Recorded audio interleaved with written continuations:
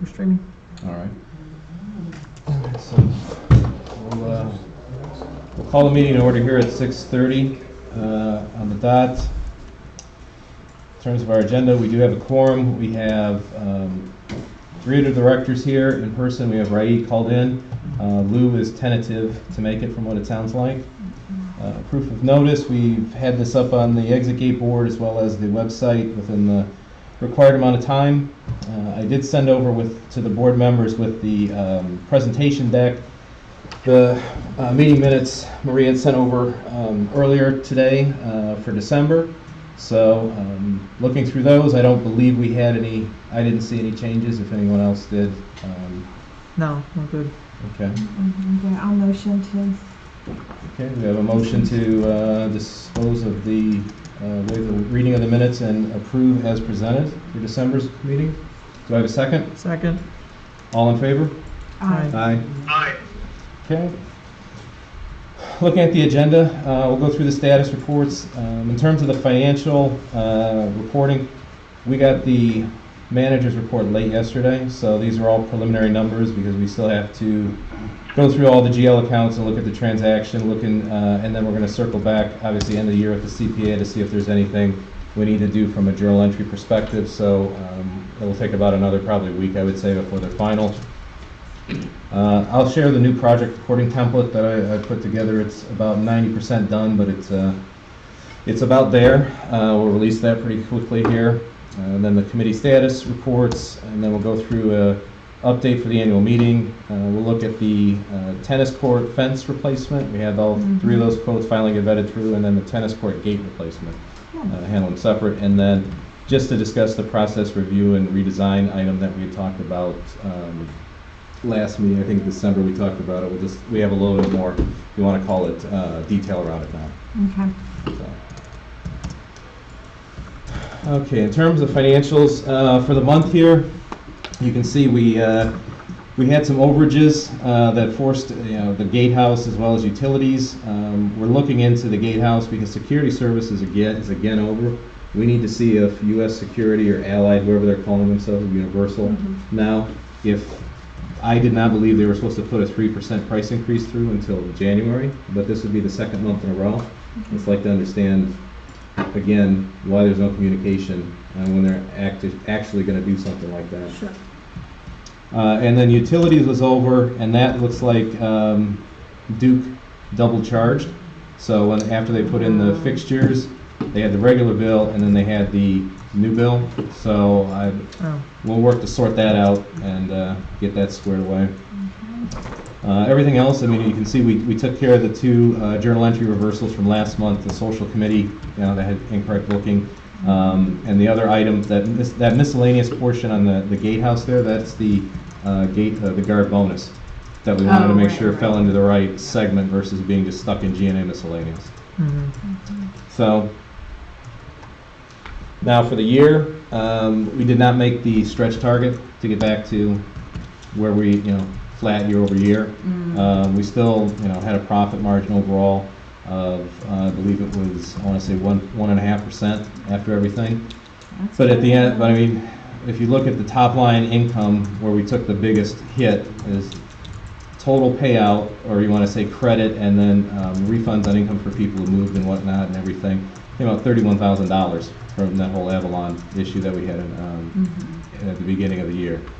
So if you did the math on that, and we have it in there, if you normalized it and took out that special charge, it'd be about 6.9%, which is a fair amount of net income really overall. Good, yeah. So everything else is trending the same. The one thing, utilities there was influenced by what appears to be the double charge from a Duke perspective on that, because the electric was always offsetting irrigation, which ran heavy the first 6 months of the year. So once we get that taken care of, hopefully that we can get that fit in before we have to close the books in total for 2018 with them.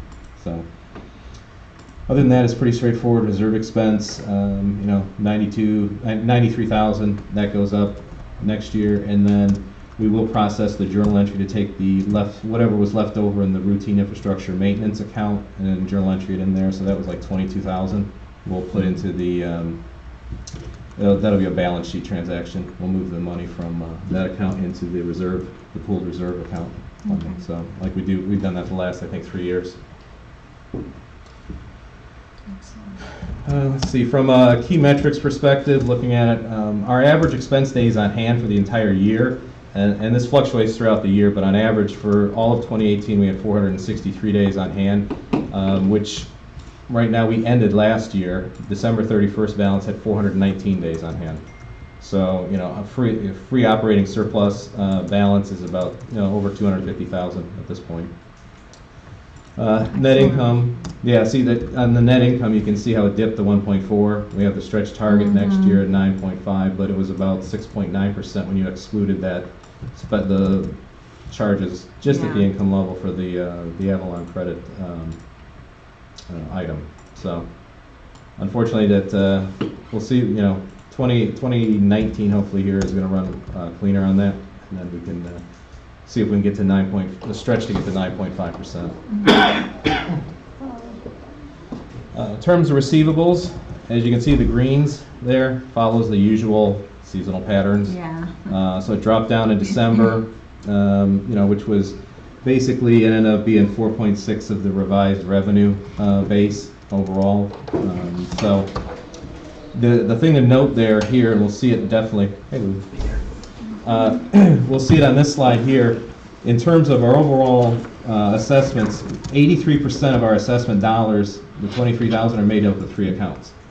So everything else is, if you go back to this slide, 24,000, 83% is that in three accounts, which are with our law firm. Okay, good.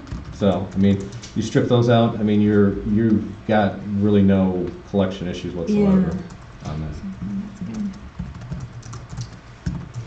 good. This is where I'll show you the new project dashboard. So this Excel sheet we've been using for a while. What I did is here, I pulled this into Microsoft Projects. So now we have, let's take something for like the tennis court fence. So each one of these blows up, and you'll have kind of the major tentpole items. They're not really milestones. Let's say they're key tasks Right. for the life of the project. So we've got the start and finish, and I've already baselined it, and then we have an actual start and finish where I can calculate where do we have slippage on that, and then our percent complete, obviously, of all the tasks, where we stand. This is the budget cost, and then the actual cost, so we could run that health barometer on that, and then customer satisfaction. If we get complaints, we load them in here. So if you get a complaint on, I don't know, this, and put 12, it changes the health indicator to yellow based on a certain Right. percentage of Yeah, how many perfect, homes yeah. we have. Typical project. Yeah. Good, yeah. So that will calculate automatically. Scope is how many times we have to have an addendum or scope change to a project once we get into it. And then the next two over here that I still got to build out and connect are going to be, what's the change in the schedule based upon duration, and then it should spit out, I'll have it spit out where was was it a start issue or was it finish issue? Where did the slippage occur? And then obviously the budget. So this will essentially erase the Excel sheet, because this, you can get, And it builds your Excel sheet. Yeah. Right, Yeah. it's, yeah. like this for the annual tree trim, you have all the predecessors loaded in with all this, so Right. this is based upon historical, so this will be the new reporting template going forward, and, we'll snapshot this and get it into place on the website of what we have today. Oh, Is there a good. Gantt chart associated with that too? Well, yeah, Yeah. it comes Yeah. with it, you just run it. Yeah, because on this one, it's where's the tracking Gantt? Because this is the one I'll usually Yeah, use there for you the go. baseline. Right. Because then you can pull it over like this, Yep. and then see where Right. the differences are. Yeah. But then you have, now you see, here's our baseline, this is baseline 1. Yep. And then we can start to calculate from there. Right. What happened to the street repairs, Mike? Why is that on hold? Street repairs goes with seal coating. Yeah, but on the December sheet on the web, it says on hold. You Uh, talked about you were gonna try to do it before the holidays and after the holidays, and Yeah, well, after the holidays, I need a certain amount of temperature here, and talking with the vendors at the CAI luncheon this week, they're still doing it, but if it's a residential, they're not recommending it, and we're gonna go back out and just refresh the RFP from them and see what the pricing is now. so what's the projected completion date gonna be? Let's see, so you'll have it start in earnest on April 1st, and then based upon that, you'll have it early June. Our ceiling work will be May, end of May. And most of it is sealing because the road repairs are pretty much immaterial. I mean, there's such a small amount that Are needs to they be gonna be repaired. able to fix that part by the clubhouse in Avalon where it's constantly wet? with The, flooding? yeah, that wouldn't be covered under this. There's a separate quote out for that spot and 3 others where it's collecting. It's because curb of- repairs, isn't it? Yes. So that's a separate, separate line item, and that'll be done sooner. We should have that ready for approval in the February meeting. Well, there is road repairs though. I think last time you counted, there was like 31, wasn't there? No, there was like 3. No. Yeah. You told me you walked around with a guy who was like between 17 and 30. No, we had the Cracking and analysis in the checking. slides, which basically said it was something like less than 0.05% of our entire square footage of road needed repair and the spots. And we had that checked by what, the 3 vendors and Sam Carr. So it was very minuscule in terms of what we had to fix. So I don't recall it off the top of my head. It is out on one of the slide presentations when we reviewed it last time, but that has to come first before the seal coating, because they're gonna cut it out, fix it at the couple spots or whatever it ends up being, and then they'll seal coat after that.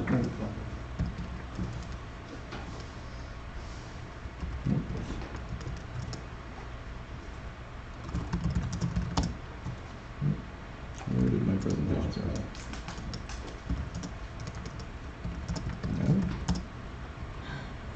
go? No? This doesn't happen with Mac. Okay.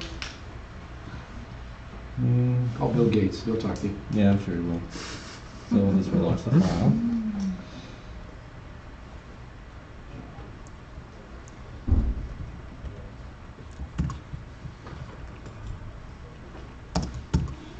All right, next one, websites. So we continue to trend up, and we'll talk about the website coming up in a bit, some options that are ahead of us. But we had, after the initial send out for the annual meeting, obviously we had the email consent and the online voting. Plus we had some turnover in homeowners, so we had, some new folks move in and they signed up. So we crossed the 100-person threshold, or 100-home threshold for online voting, and we're up to 156 on email consent registrations. Oh, awesome. So That's good. we continue to move up on that one. Now, in terms of committee status reports, we do have Mike. Yep, there you are, sir. If you want to talk over the ARB, I'll be more than happy to defer to you. And We've had a number of requests at the end of last year. Those are all processed. There is no outstanding ARB requests right now. The one thing of note, that there is a county hearing, the house over on Emerald Chase on the lake. It's the one that's going through the extensive remodeling. There is a county hearing for them to put in a seawall.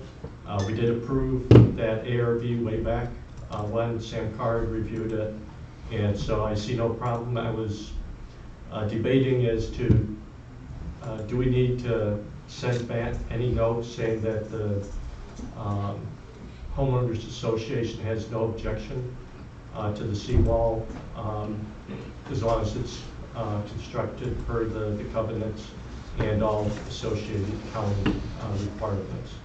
And that just, if somebody asked at that meeting, it doesn't delay their approval. okay. And that's what was it, February 4th? Just picking up a road. Yep. And that was February 4th? Was that meeting? February 4th. All right. So I didn't know if that was something that could come from Tom Slayton. Yeah, I can Probably. send it over to him to take a look on that. Yeah, the other thing is, we had the project to do the ARB, or to take pictures Mhm. of the house exteriors. Yep. Has that been done? Yes. Okay. That was done last year. It'll be done again this year. Okay. We'll have to look at the We timing on may it. want to go through, I had pointed out the other night as to, it appears that we had a circular driveway added, Yes. along with the driveway aprons being changed to pavers. But what I didn't want to do is have a violation sent to just that house. I wanted to make sure we had gone through the neighborhood to make sure there were no other folks who may have snuck something in when people weren't looking. So just to be consistent. Okay.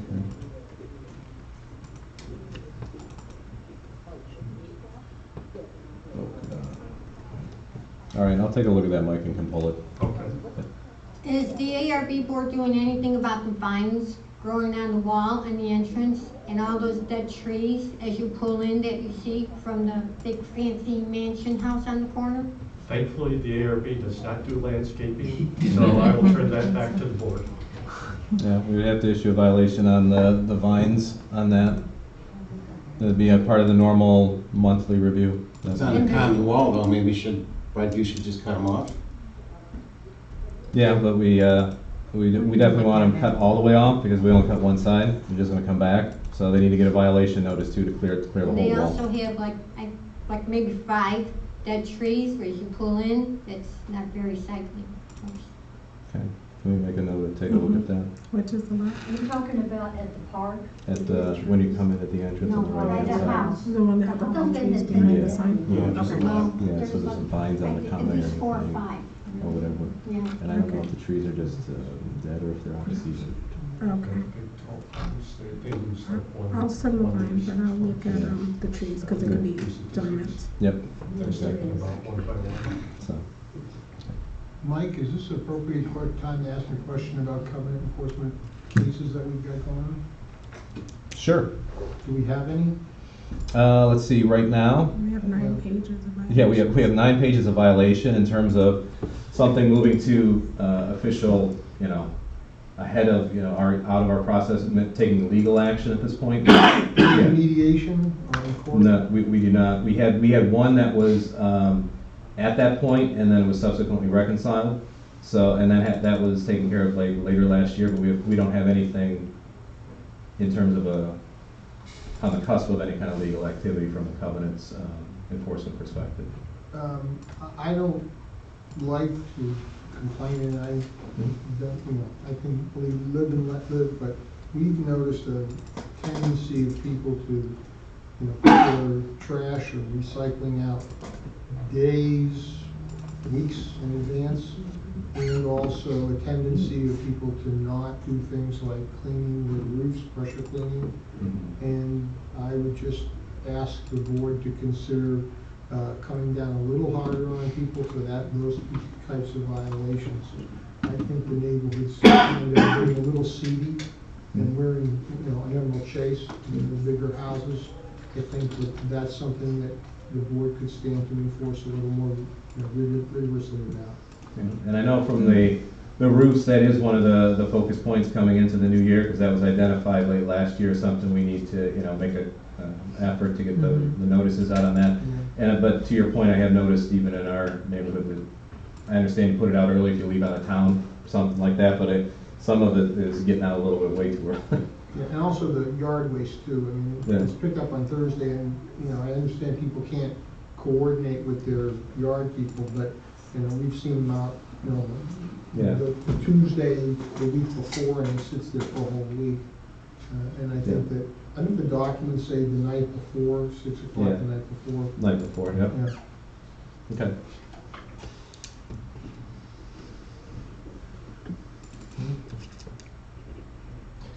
Regarding the roof cleaning for Maria, when you're going through, there are a number of roofs in the community, because one of the residents was constantly getting, you need to clean your roof, and literally he cleaned it.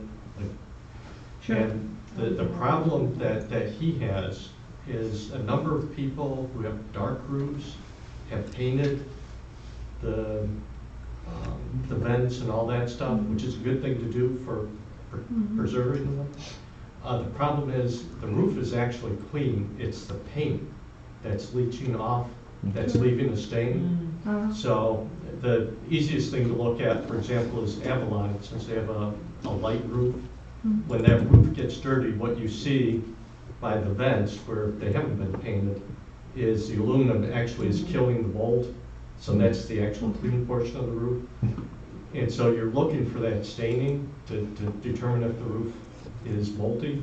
Unfortunately, in a lot of the homes in Water's Edge that have the dark roof, if they painted that equipment up there, it's the paint leaching off. So the roof really isn't dirty.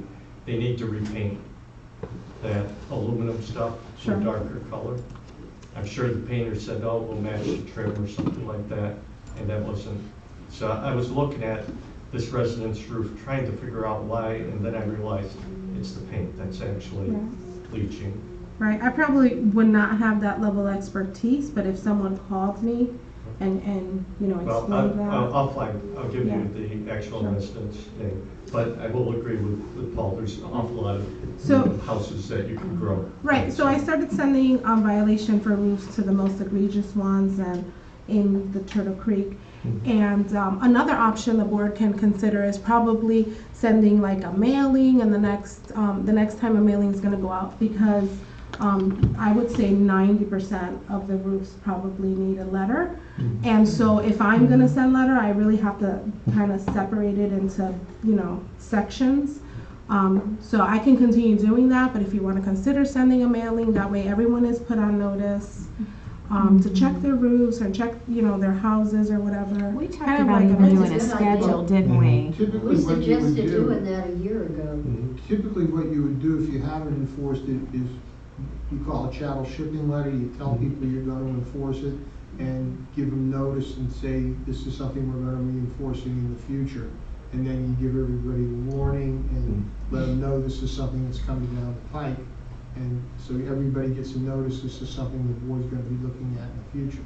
So you give them fair warning. And I know we did that in the past. I think, Mike, when you were on the board, we sent something out to that We've effect. done that, Because like yeah. Ken had given me the copy of, kind of like a one-pager reminder to check, you know, roof, bush trimming, you know, stuff. It goes through the whole, kind of the low-hanging fruit stuff, so. Yeah. People Yeah, ignore it. There's Yeah. a lot of You them. can send 5 of them, and I've had people tell me, oh yeah, and they throw it in, they don't even open it. So you might be beating your head against the wall. I don't. There's There's a a lot of dead plant material that needs to come out in these yards too. So we'll just continue. There's doing the especially that one house violation. on the corner in Boca Point. That looks, Especially one in. that's embarrassing. I'll pull it out one too. Well, if you're gonna send out a warning letter, something that's getting really bad is the way people are parking their cars. They don't care what direction they're facing anymore. And we've sent that before, and to that Well, point, they don't it's against the listen. law, we should just have Orange County start writing tickets, because they can't come in and do that. It's a real safety hazard, the car's facing you, you don't have any reflectors at night, you're gonna run right into it. I mean, it's common sense, are they that stupid, they park on the wrong side? You should put that in the letter. Yeah, well, it's common sense. We told them to have 25 feet and stagger the cars, but, you know, again, it's sometimes That tight was to this get whole through. parking on the street issue, but now it's gotten worse with this wrong side of the street. Oh, we just call the county and have them start writing tickets, and they'll get the Can't idea. do it. Good, so we'll just Yeah. continue on violations. Yeah, they will.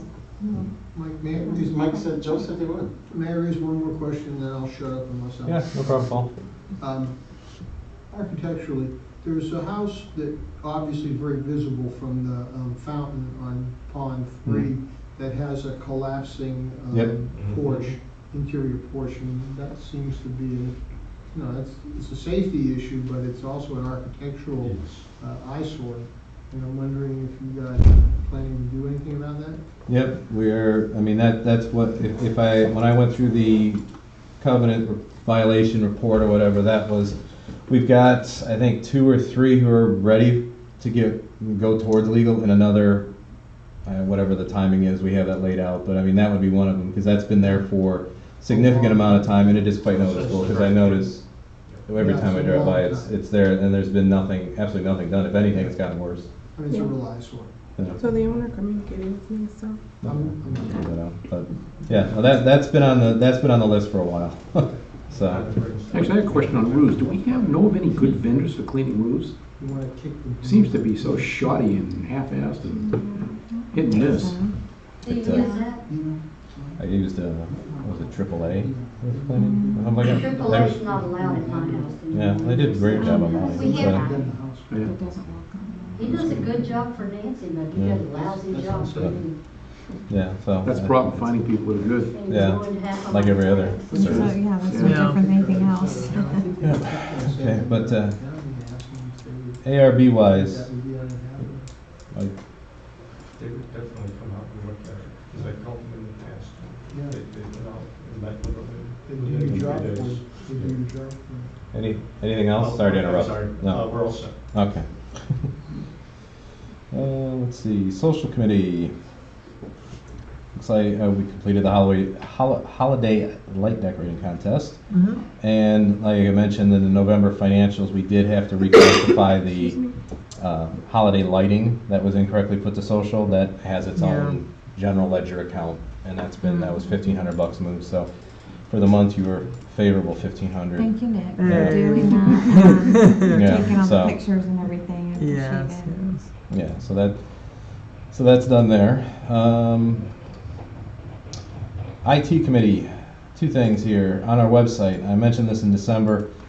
Leland IT reached out to me because right now we have the custom website, which is with Leland, who engages a third-party vendor, Converge, to manage the infrastructure and the coding and whatnot and all that kind of stuff. So they've actually reached out to say, asking if they can bring it in-house. So working to schedule a meeting with Diane, the VP of IT, to see exactly what they can offer in terms of, our site to theirs, and then, from a pricing perspective, feature functionality.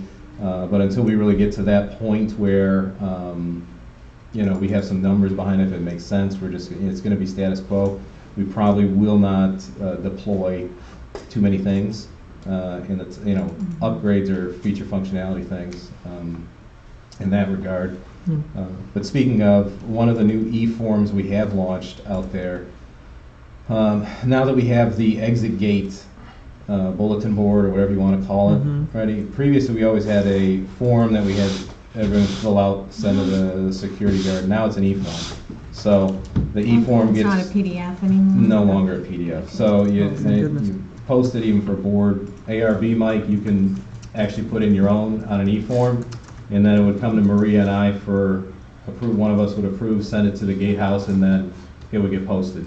So instead of having a PDF form, which we had that from when Kent was, for when it started at the account, yeah. So that's, For a decade. yeah. So that was tested and released, and Maria confirmed she gets it and I get it. So Okay. that was an easy one, and it's less paper. So Mike, can I ask a question? yes. When you brought up about the board by the gate there, Mhm.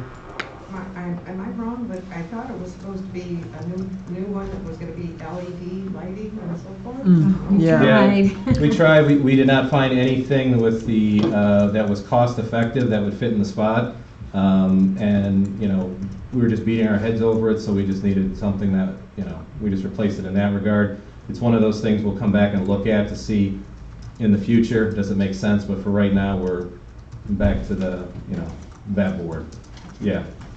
But yeah, but I mean, we went to multiple vendors and everything, and the pricing was just off the wall for some of the stuff. And then there was going to be a large, it was going to be sticking out too far, and it wouldn't fit on the column right, and it was just going to be more hassle, and we'd probably spin our wheels for another 6 to 8 months without having a functioning board.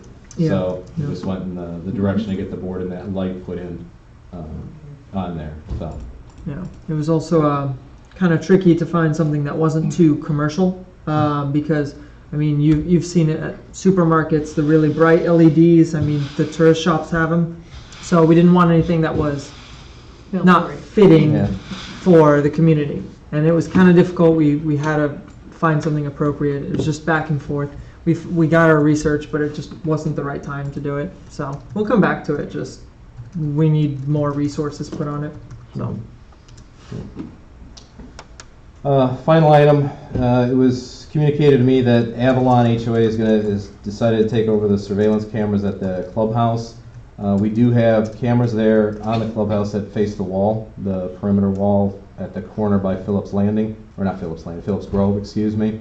So with that decision, we'll work to remove our cameras off of there, relocate them, and then that'll stay within our infrastructure for cloud taping and all the rest of the stuff like that. So Lincoln is working on it. He was out Saturday doing an upgrade on the computer at the gatehouse, working on something there.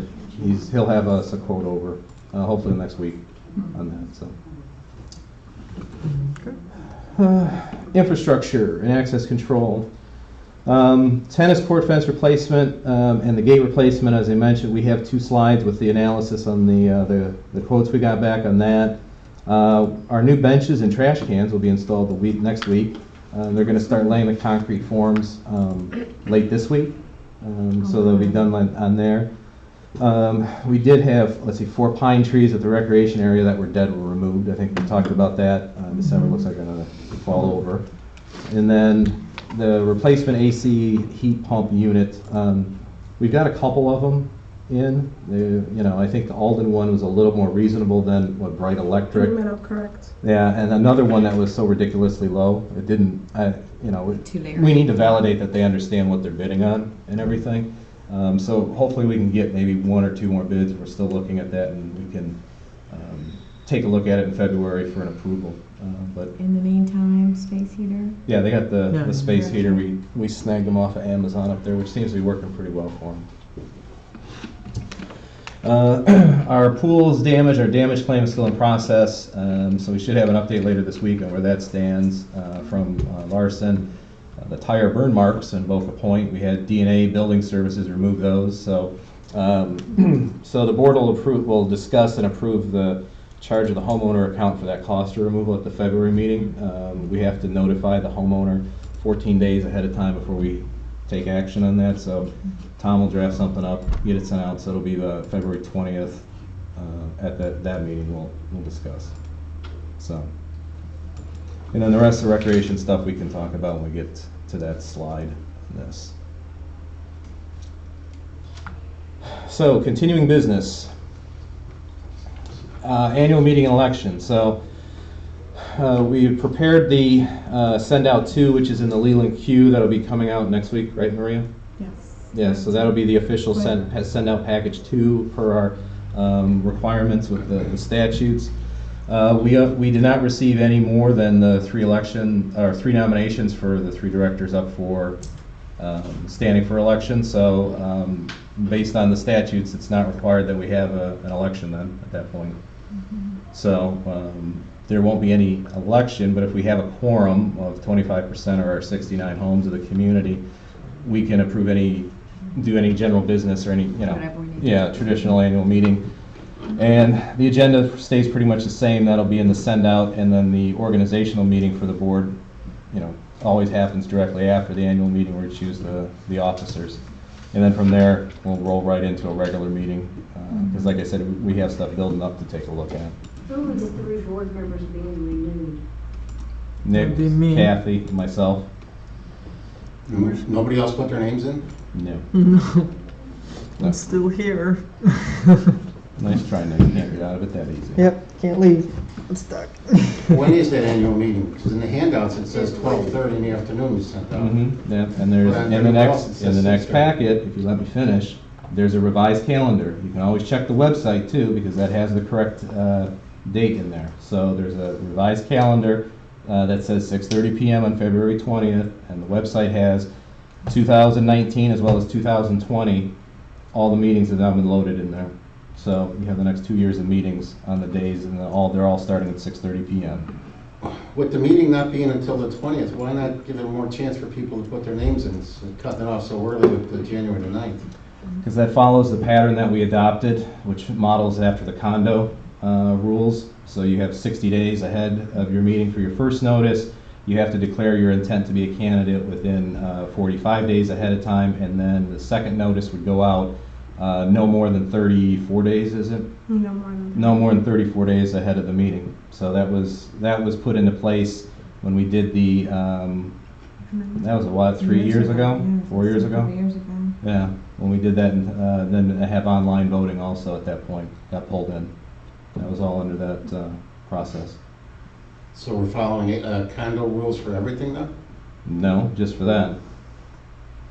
The condos have better rules on that than the HOAs do. So this is much more predictable, much more reliable, less issues with it.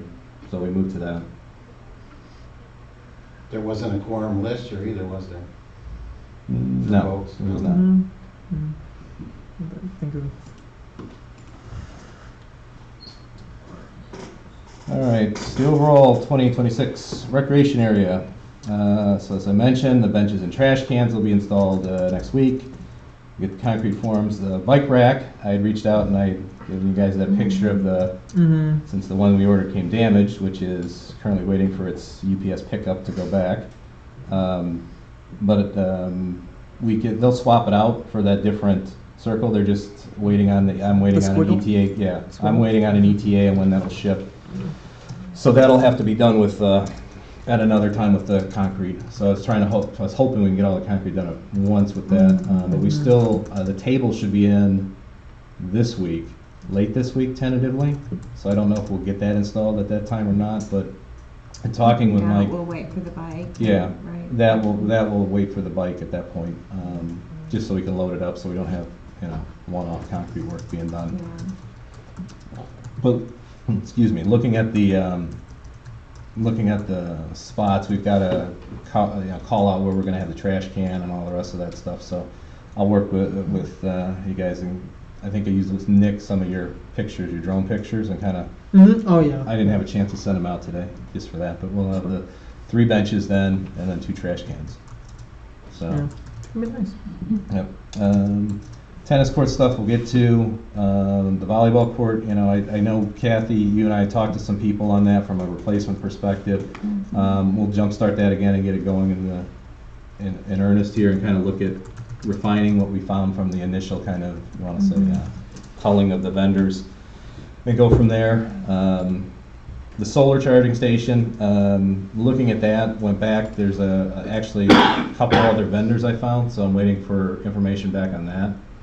So we can have that at the next meeting, so we'll take a loop on that. And then the paver program, it's about 75% done, the webpage came back. He had brickmakers, whoever the vendor was, because they stand up the web page that will just embed into ours. They needed to get rid of their logos and stuff. They need to move it down to the bottom, I told them. So they're reworking that. And then once we have that, then we have to make a decision on, what kind of coloring and all that. But they'll have the spots. We can, have as many as we want in terms of offerings there. But hopefully that should be done, I'm hoping the end of this week we'll at least have that page back and we can open up the sandbox. I'll send you the link on that. Okay. So, that didn't come through. Yeah. Well, the tennis court, let me pull it up here. It didn't take the thing. So we'll talk about the gate replacement when I pull up the other one. So the gate replacement, we talked about the 3 gates into the tennis court. I mean, for as long as I've been here, they've always had that kind of public Harlem Park look to them with the big lock on it and everything. One of them doesn't even have a lock on the middle, it's tied up. So, we had Alden Services come out, take a look at it. What would it take to basically, remove them because they are damaged. They have broken, cross members at the bottom and stuff. Fix those. Can they weld in the three lock boxes and then install and configure the knob locks and then 3 hydraulic closers? Because right now they don't have any hydraulic closers on them, so they can be wide open if somebody doesn't decide to push it all the way back. It's one of those.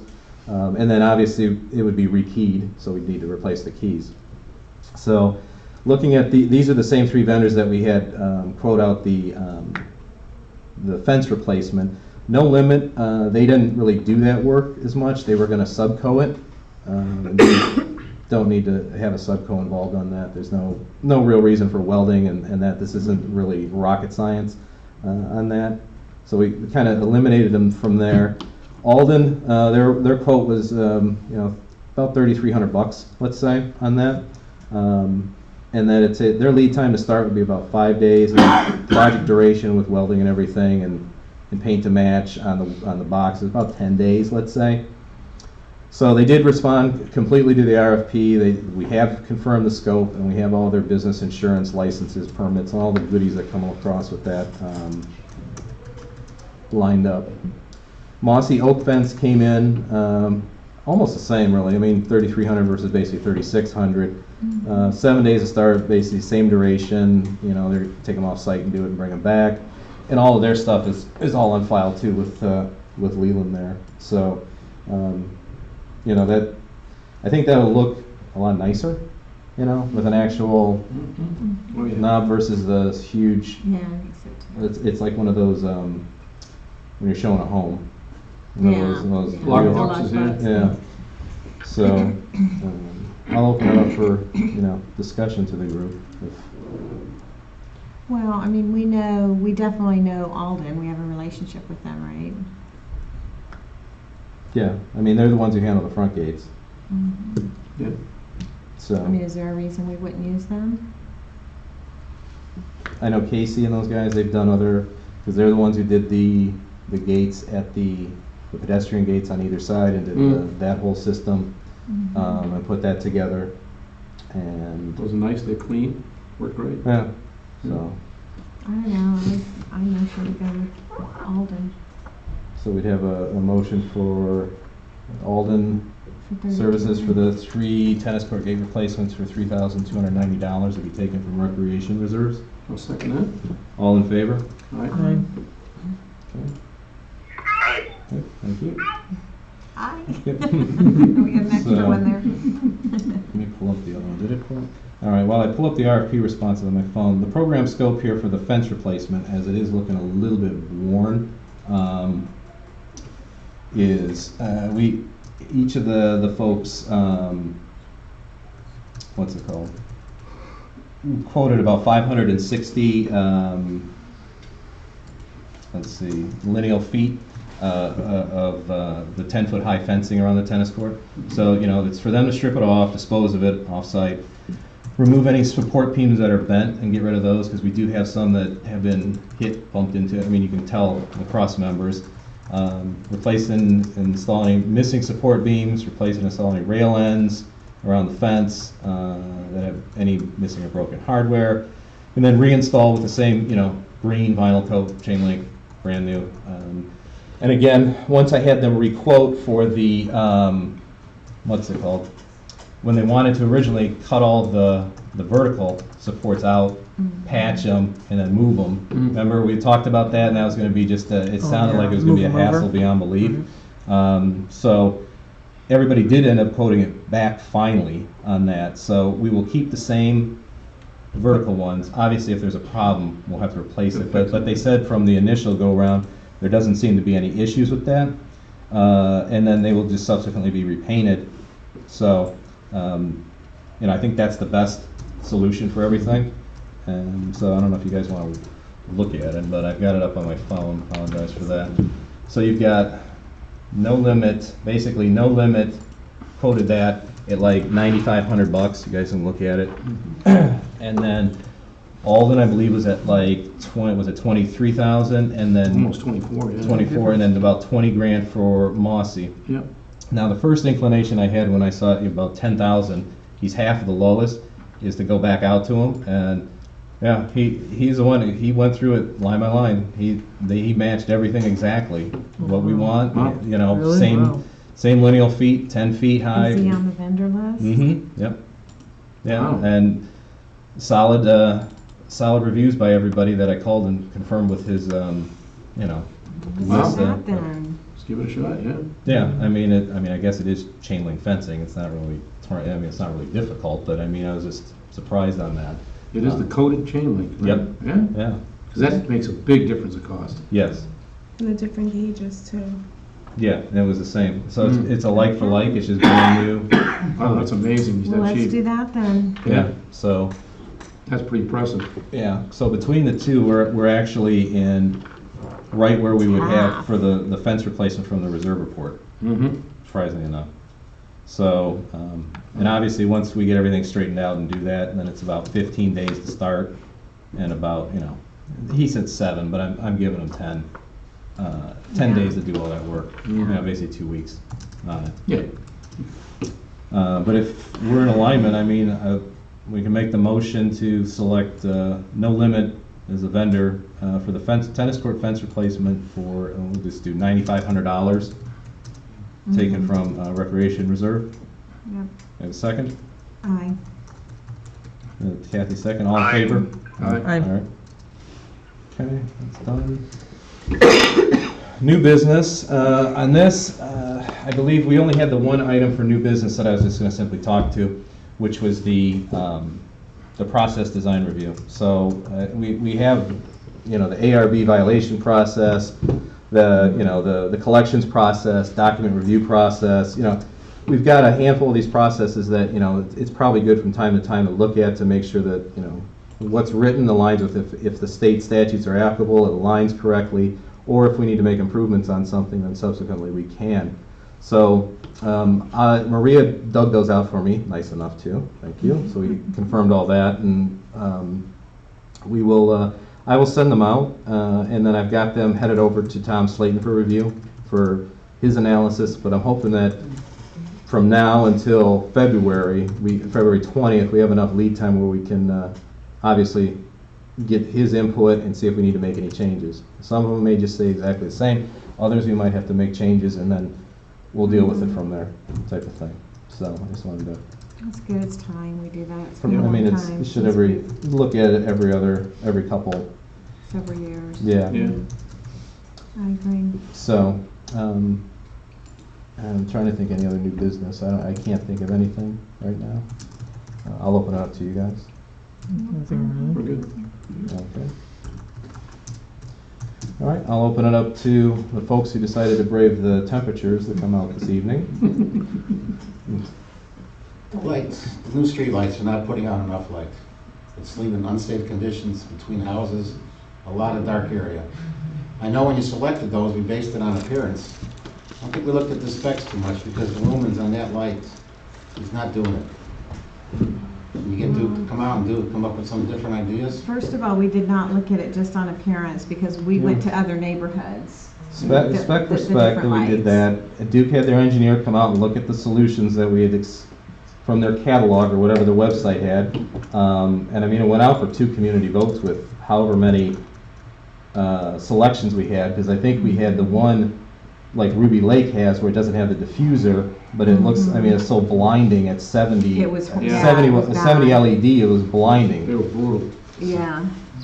But it's still the lumens that you're rating it on. The mistake I made was when I came in the community, when they started doing it, I mentioned to Donna I was gonna take a picture, I never did, was Water's Edge had the new ones, and along with the entryway, Focal Point, that one still had the old ones, and it was night and day. They're Oh, substantial. they're so bright. Yeah. Yeah. They're so much It- brighter. It's the brightness, the cleanness, it doesn't have the orange peel because it's LED versus, what is it, the Sodium vapor. Thank you very much for that. So, Water's Edge is brighter because they got poles on both sides of the street. So they're not experiencing the safety factor that we are. I A lot don't, of I neighbors like have it. I complained that appreciate they're it. just very dark. And if you walk at night, you can't see. Can we do anything about making them brighter? the brightness factor, Or lighter? They need to diffuse more light. There's too many dark areas between them. If you walk from the clubhouse at night, say to Hollycrest, you have a lot of dark areas. There always was.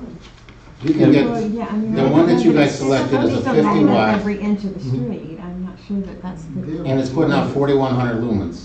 There's another 50 watt that would put out 5,480.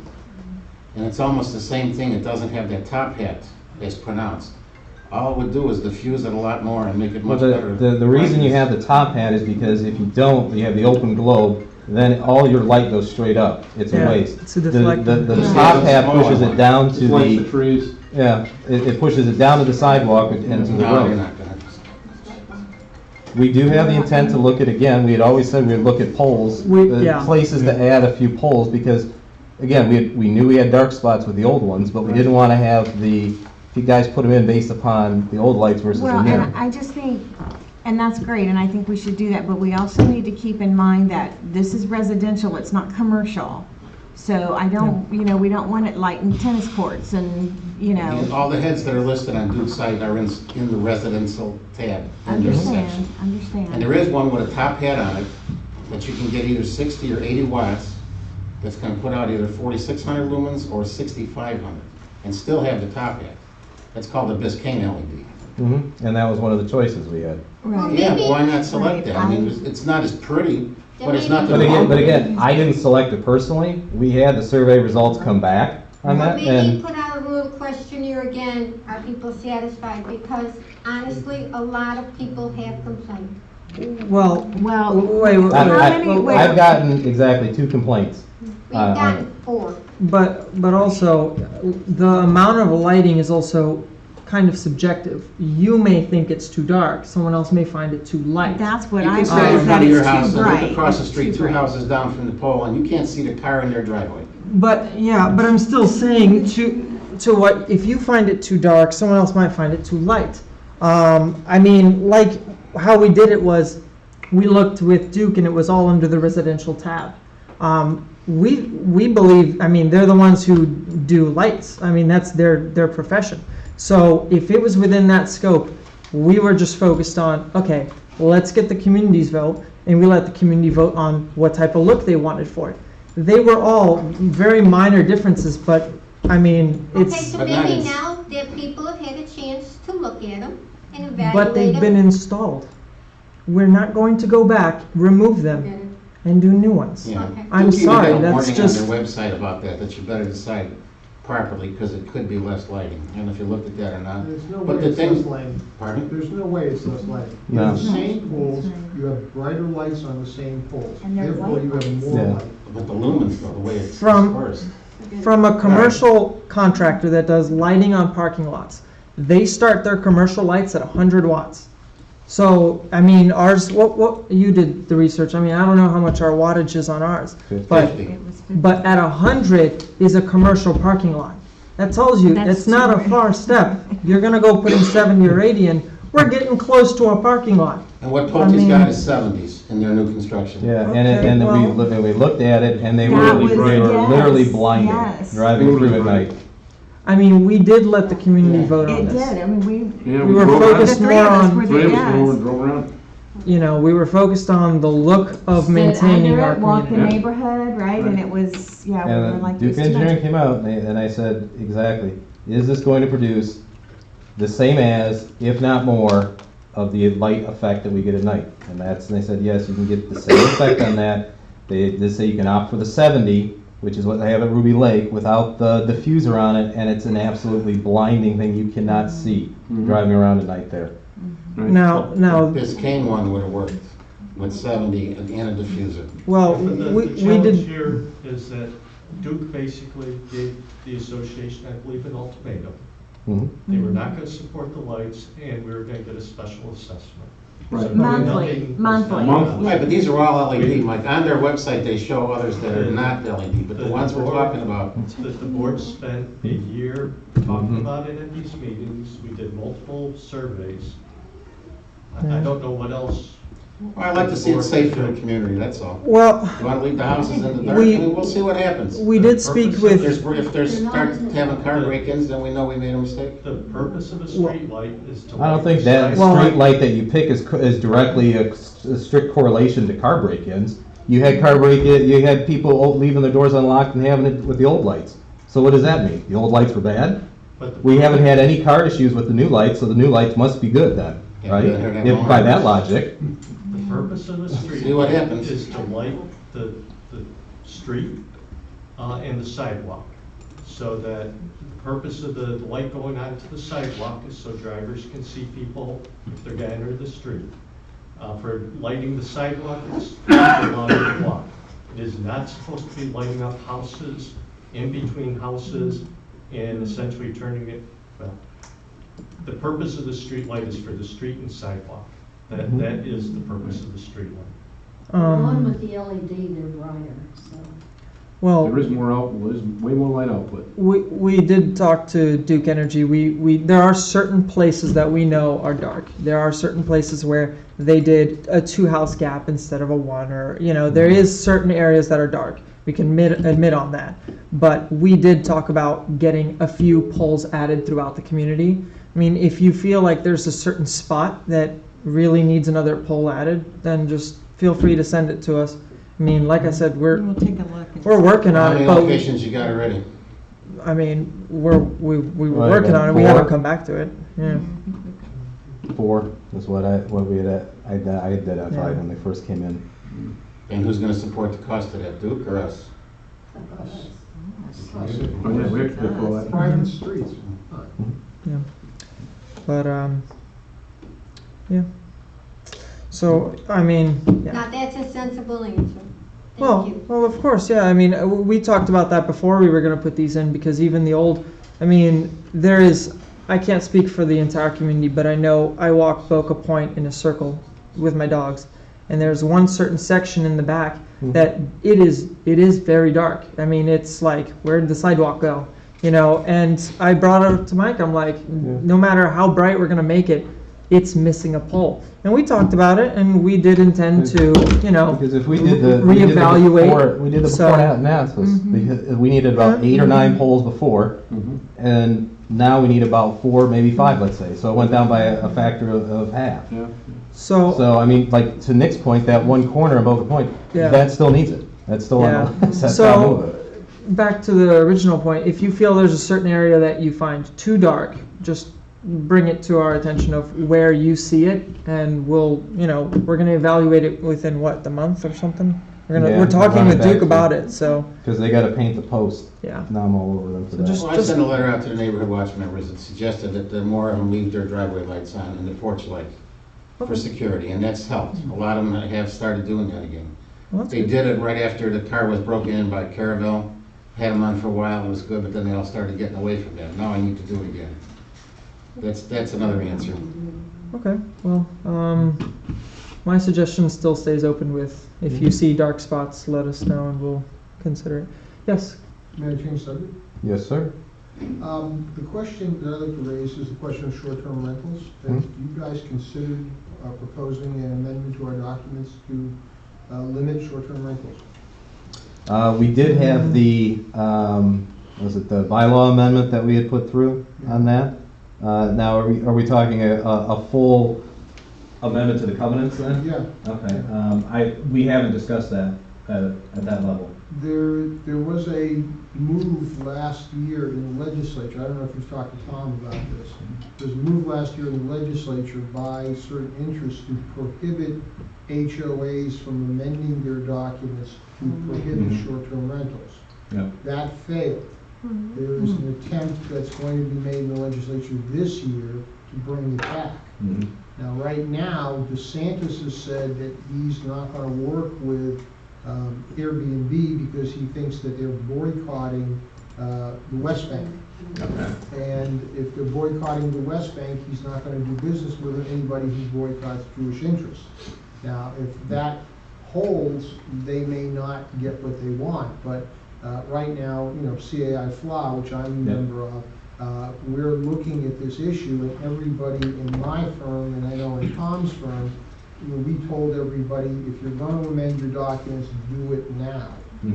Because what I've told people is amend your documents to prohibit any kind of amendment that would stop you from amending your documents to prohibit short-term rentals. Right. But if something like that were to pass, we would not be able to regulate short-term rentals. Now, on the 1st of January, we had some short-term rentals. I got a picture of the house here at the corner of Water's Edge that had an arsenal of fireworks that went up. I mean, it was. Oh, like I heard it. fireworks. I heard it. I live 10 Yeah, houses if down. you want to see a picture of what they had on the lawn there, it's nothing. It was a full load Did you of trash see it? bags. Well, I saw the cleanup. I mean, Yeah. Let me show you, this is what they set off. Was that the house on the corner on the Yeah, right? this is what they set off. Yeah. Yeah. This is what they set off that night. And that's what happens with short-term rentals. And the problem is that you can't, the people in the legislature that say this is a property right, but it's also a property right to live next door. Yeah. Absolutely. And the problem that I have is you can't count on people to be sane. Oh, yeah, I saw it, yeah. There was an article in the Guardian about a guy in New York who rented out his unit to Airbnb, and the stipulation was no parties, and there were 300 people that tore his place apart. Oh, And great. it couldn't even level out the floor again after the party. So the problem that I have is, we're near Disney, we have big houses. If we don't prohibit short-term rentals, we're gonna have 25, 30 people. We have a house on Emerald Chase where they added a room on so they can accommodate probably 10 people in that house. Mhm. And you bet it wasn't for a family that's occupying it full-time, because it isn't. And we're gonna wind up being a primarily short-term rental community if we don't take action to stop it. And there were a lot of families that were people that we'd never seen before over that Mhm. Christmas and New Year's weekend. And I know that we do have one that, letter is going out, in Boca Point, who's on Airbnb with individual rooms on there. So that's been brought to our attention, that's in process. I would strongly urge the board to think about talking to Tom, Mhm. and let's take a vote, and let's amend the covenants to prohibit short-term rentals. I mean, it's not just here, it'll be all over Florida as long as we have good weather. Mhm. And if we don't prohibit short-term rentals, it's gonna be your neighbor who starts setting off the fireworks, Yeah. okay? Was that at the very first house on the corner? Yeah, That's a to homeowner. to ratify all this. Not, it wasn't Yeah, that two-thirds, homeowner, it was 266, Rolls Royce there 66, for that weekend. Oh, And that's- And two young Yes. guys, and this is So what you they gotta did get that yes weekend. votes across, that's why it's such a pain to amend anything. Right. At the corner of Amend Emerald Chase. anything. There was a lot of talk. It's a Heavy huge votes, vote. and it fizzled out. It might be a good idea. Yeah, because I know there's, Mhm. the CIO, Lou Byron, who's on FLA, was it Robert Taylor? And it's real trendy right now. to They Yeah. were do talking about, that, that's one of the right? horrible things coming back. Yeah, and Leland is very involved with that, so. It may Okay. require. All right, let's I mean, move if on you do it forward. by written Yep. consent without a meeting, you got All 90 right. days to accumulate the necessary All right, signatures. is there anything? Alrighty, if we could move on to the next topic. Is Thank it, you for your attention. We'll take that as an action item, we'll give it Tom on that. No, I did think, and if you do it by written consent without a meeting, Yeah, you get 90 days to get enough signatures. okay. Yeah. I can't believe it's that corner house. All right. That's such a beautiful looking house. Is there anything else from the floor? 3 garages. Anything else? all right, Does anybody else have I anything? think we're all set. Questions, comments? If not, I'll make a motion to adjourn at 7:31 PM. I'll second.